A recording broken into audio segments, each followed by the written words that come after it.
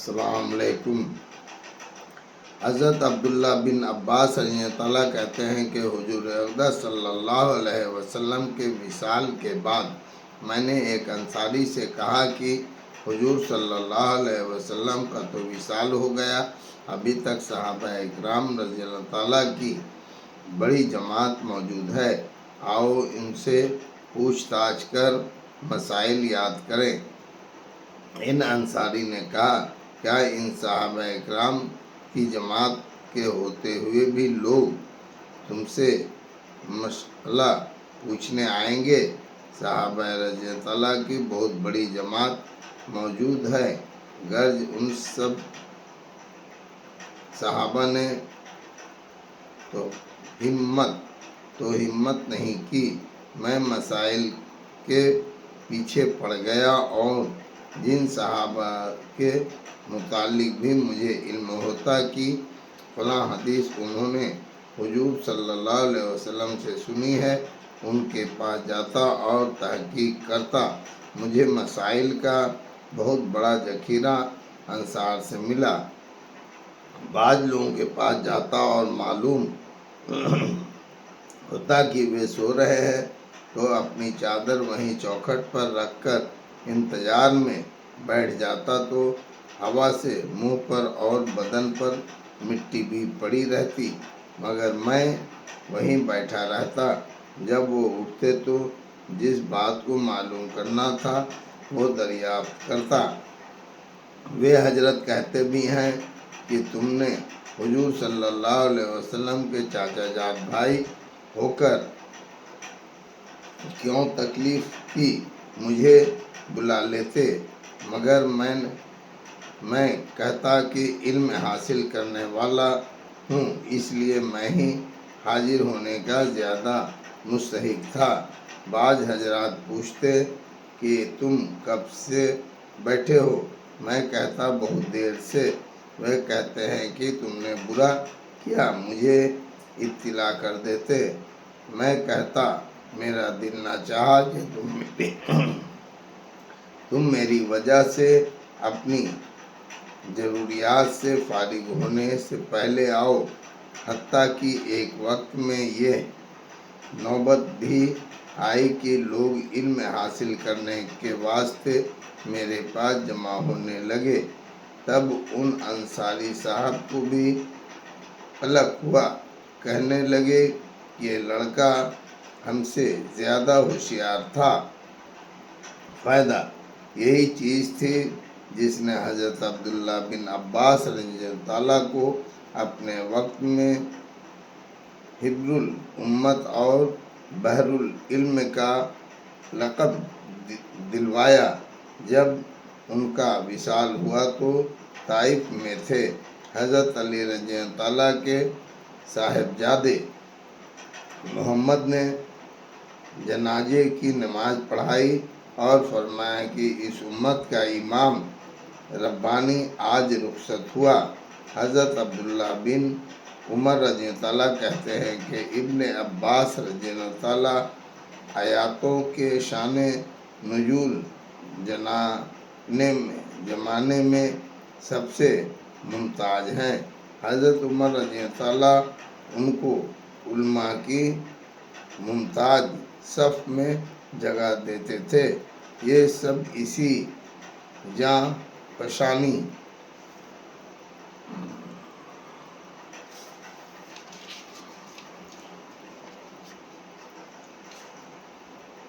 کا ثمرہ تھا، ورنہ اگر یہ صاحب زادگی کے جمع میں رہتے تو یہ مراتب کیسے حاصل ہوتے؟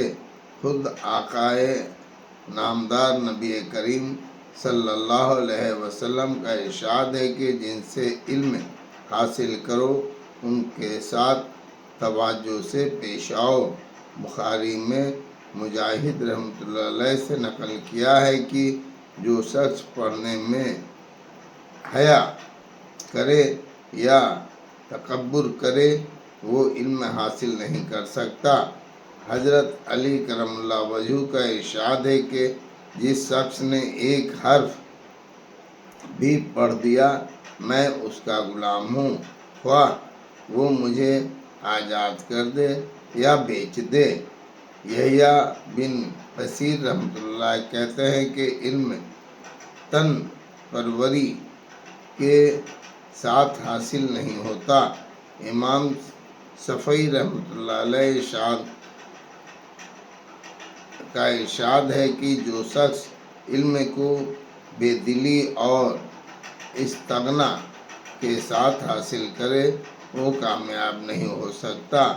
ہاں، جو شخص خاکساری اور تنگ دستی کے ساتھ حاصل کرنا چاہے وہ کامیاب ہو سکتا ہے۔ مغیرہ رحمۃ اللہ علیہ کہتے ہیں کہ ہم لوگ اپنے استاد ابراہیم رحمۃ اللہ علیہ سے ایسے ڈرتے تھے جیسا کہ بادشاہ سے ڈرا کرتے ہیں۔ یحییٰ بن معین رحمۃ اللہ علیہ بہت بڑے محدث ہیں۔ امام بخاری رحمۃ اللہ علیہ ان کے متعلق کہتے ہیں کہ محدثین کا جتنا احترام وہ کرتے تھے اتنا کسی دوسرے کو وہ کرتے میں نے نہیں دیکھا۔ امام ابو یوسف رحمۃ اللہ کہتے ہیں کہ میں نے بزرگوں سے سنا ہے کہ جو استاد کی قدر نہیں کرتا وہ کامیاب نہیں ہوتا۔ اس قصے میں جہاں حضرت عبداللہ بن عباس رضی اللہ عنہ کے اساتذہ کے ساتھ تواضع اور انکساری معلوم ہوتی ہے، اس کے ساتھ ہی علم کا شغف اور اہتمام بھی معلوم ہوتا ہے کہ جس شخص کے پاس کسی حدیث کا ہونا معلوم ہوتا فوراً جاتے اس کو حاصل فرماتے، خواہ اس میں کتنی ہی مشقت، محنت اور تکلیف اٹھانی پڑتی، اور حق یہ ہے کہ بے محنت اور مشقت کے علم تو درکنار معمولی سی چیز بھی حاصل نہیں ہوتی، اور یہ تو ضرب المثل ہے۔ من طلب العلم سہر الیالی، جو شخص بلند مرتبہ کا طالب ہوگا راتوں کو جاگے گا۔ حارث بن یزید ابن شبرمہ وعقاء مغیرہ رحمۃ اللہ علیہ چاروں حضرات عشاء کی نماز کے بعد علمی بحث شروع کرتے تھے، صبح کی اذان تک ایک بھی جدا نہ ہوتا۔ لیث بن سعد رضی اللہ عنہ کہتے ہیں کہ امام زہری رحمۃ اللہ علیہ عشاء کے بعد با وضو بیٹھ کر حدیث کا سلسلہ شروع فرماتے تو صبح کر دیتے۔ دراوردی رحمۃ اللہ علیہ کہتے ہیں کہ امام ابو حنیفہ رضی اللہ تعالیٰ اور امام مالک رضی اللہ تعالیٰ کو میں نے دیکھا کہ مسجد نبوی میں عشاء کے بعد سے ایک مسئلے میں بحث شروع فرماتے، اور وہ بھی اس طرح کی نہ کوئی تان تشنیع ہوتی نہ تغلیط یعنی غلطی، اور اسی حالات میں صبح ہو جاتی اور اسی جگہ صبح کی نماز پڑھتے۔ ابن فرات بغدادی رحمۃ اللہ علیہ ایک محدث ہیں جو انتقال ہوا تو 18 صندوقیں کتابیں کو چھوڑے، جن میں سے اکثر خود اپنے قلم کی لکھی ہوئی تھی، اور کمال یہ ہے کہ محدثین کے نزدیک صحت نقل اور عمدگی ضبط کے اعتبار سے ان کا لکھا ہوا حجت بھی ہے۔ ابن جوزی رحمۃ اللہ علیہ مشہور محدث ہیں۔ 3 سال کی عمر میں باپ نے مفارقت کی، یتیمی کی حالات میں پرورش پائی، لیکن محنت کی حالات یہ تھی کہ جمعہ کی نماز کے علاوہ گھر سے دور نہیں جاتے تھے۔ ایک مرتبہ ممبر پر کہا کہ میں نے اپنی ان انگلیوں سے 2000 جلدیں لکھی ہیں، 250 سے زیادہ خود ان کی اپنی تصنیفات ہیں۔ کہتے ہیں کہ کوئی وقت جایا نہیں جاتا تھا، 4 جز روزانہ لکھنے کا معمول تھا۔ درس کا یہی عالم تھا کہ مجلس میں بعض مرتبہ 1 لاکھ سے زیادہ شاگردوں کا اندازہ کیا گیا۔ امرا، بجرا، سلاطین تک مجلس درس میں حاضر ہوتے تھے۔ ابن جوزی رحمۃ اللہ علیہ خود کہتے ہیں کہ 1 لاکھ آدمی مجھ سے بیعت ہوئے اور 20,000 میرے ہاتھ پر مسلمان ہوئے۔ اس سب کے باوجود شیوعیوں کا زور تھا، اس وجہ سے تکلیفیں بھی اٹھانی پڑی۔ احادیث لکھنے کے وقت سے کلموں کا تراشا جمع کرتے رہتے تھے۔ مرتے وقت وصیت کی تھی کہ میرے نہانے کا پانی اسی سے گرم کیا جائے۔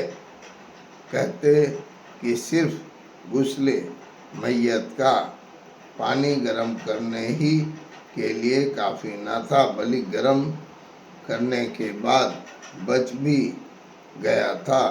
یحییٰ بن معین رحمۃ اللہ علیہ حدیث کے مشہور استاد ہیں۔ کہتے ہیں کہ میں نے اپنے ہاتھوں سے 10 لاکھ حدیثیں لکھی ہیں۔ ابن جریر طبری مشہور مورخ ہیں۔ صحابہ رضی اللہ عنہ اور تابعین رحمۃ اللہ علیہ کے احوال کے ماہر 40 سال تک ہمیشہ 40 ورق روزانہ لکھنے کا معمول تھا۔ ان کے انتقال پر شاگردوں نے روزانہ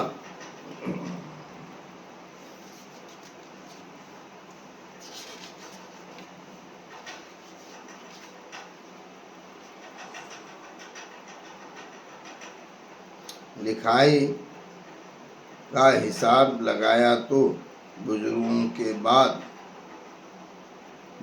کے بعد سے مرنے تک 14 ورق روزانہ کا اوسط نکلا۔ ان کی تاریخ مشہور ہے، عام طور سے ملتی ہے۔ جب اس کی تصنیف کا ارادہ ظاہر کیا تو لوگوں سے پوچھا کہ تمام عالم کی تاریخ سے تو تم لوگ بہت خوش ہوگے۔ لوگوں نے پوچھا کہ اندازاً کتنی بڑی ہوگی؟ کہنے لگے کہ تقریباً 30,000 ورق پر آئے گی۔ لوگوں نے کہا کہ اس کے پورا کرنے سے پہلے عمر فنا ہو جائے گی۔ کہنے لگے کہ اِنَّ للہ، ہمتیں پست ہو گئی۔ اس کے بعد مختصر کیا اور تقریباً 3,000 ورق پر لکھی۔ اسی طرح ان کی تفسیر کا بھی قصہ ہوا، وہ بھی مشہور ہے اور عام طور سے ملتی ہے۔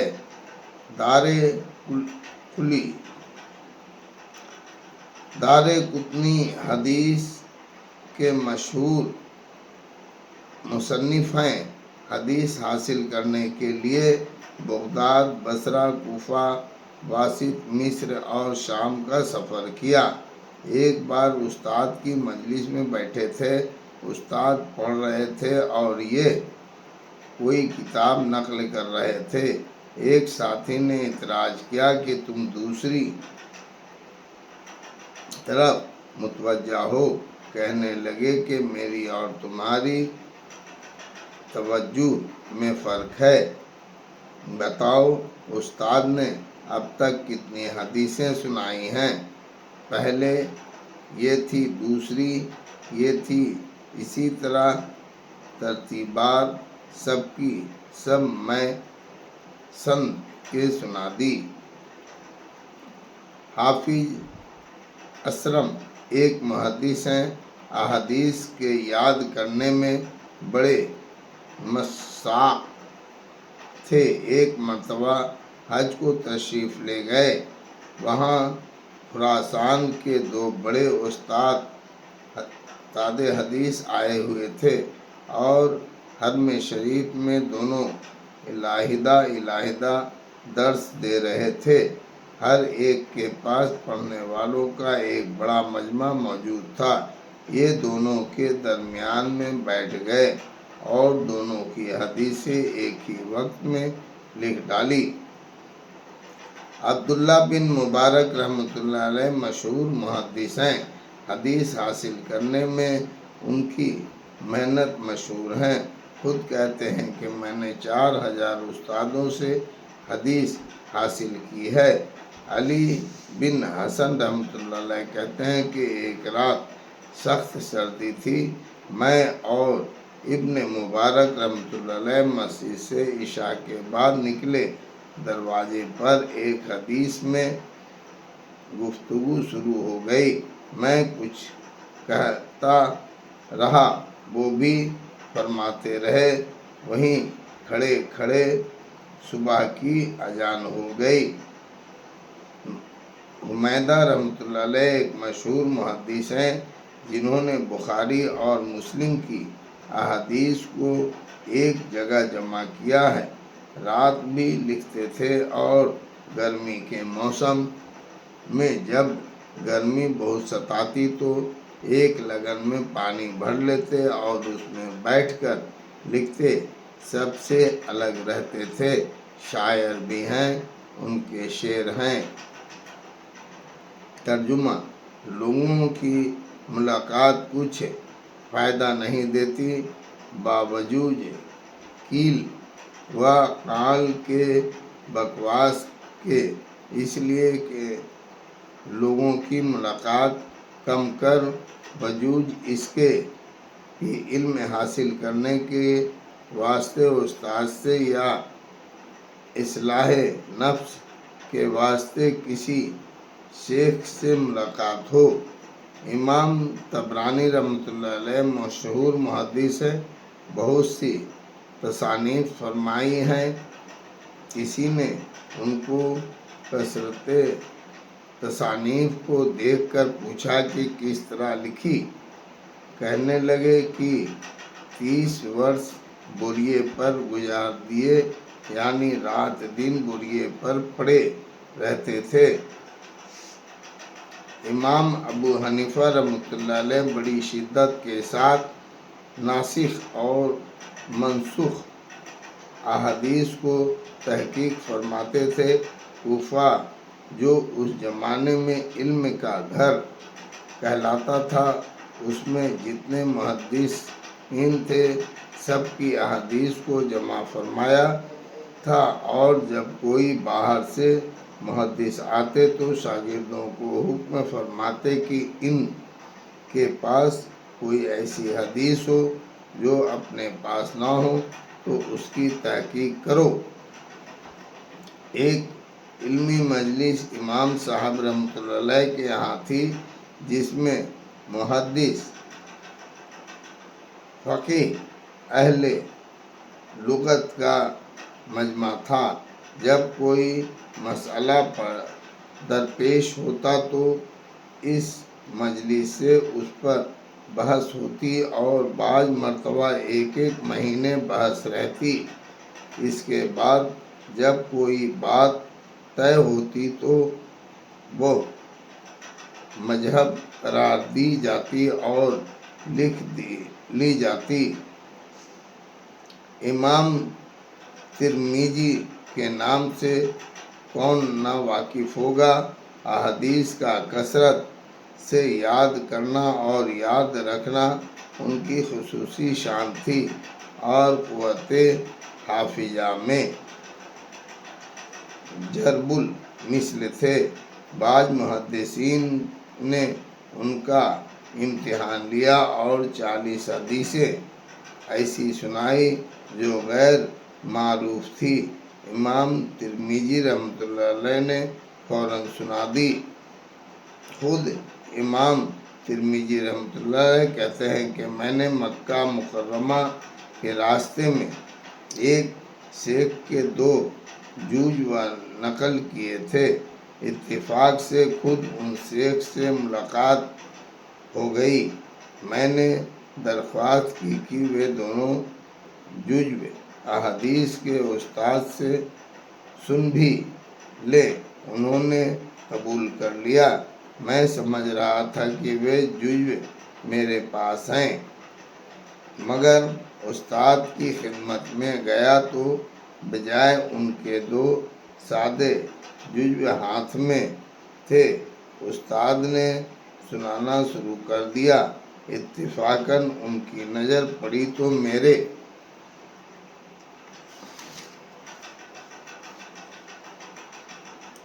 ہاتھ میں سادے جزو تھے۔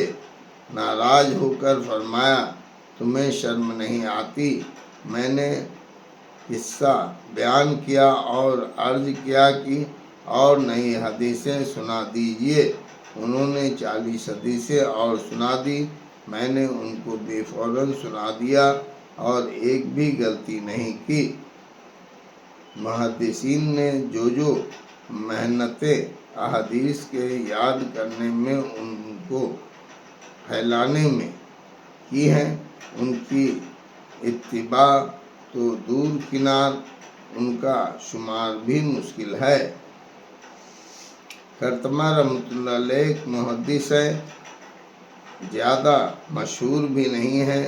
ان کے ایک شاگرد داؤد رحمۃ اللہ علیہ کہتے ہیں کہ لوگ ابو حاتم رحمۃ اللہ علیہ وغیرہ کے حافظوں کا ذکر کرتے ہیں۔ میں نے کرتمہ سے زیادہ حافظ نہیں دیکھا۔ ایک مرتبہ میں ان کے پاس گیا، کہنے لگے کہ ان کتب میں سے جو بھی چاہو اٹھا لو، میں سنا دوں گا۔ میں نے کتاب الاشربہ اٹھائی۔ وہ ہر باب کے آخر سے اول کی طرف پڑھتے چلے گئے اور پوری کتاب سنا دی۔ ابو زرعہ کہتے ہیں کہ امام احمد بن حنبل رحمۃ اللہ علیہ کو 10 لاکھ حدیثیں یاد تھی۔ اسحاق بن راہویہ رحمۃ اللہ علیہ کہتے ہیں کہ 1 لاکھ حدیثیں میں نے جمع کی ہیں۔ 30,000 مجھے اجبر یاد ہیں۔ خفاف رحمۃ اللہ علیہ کہتے ہیں کہ اسحاق رحمۃ اللہ علیہ نے 11 حدیثیں اپنے یاد سے ہمیں لکھوائی اور ان کو نمبر وار سنایا۔ نہ کوئی حرف کم ہوا نہ زیادہ۔ اللہ اکبر۔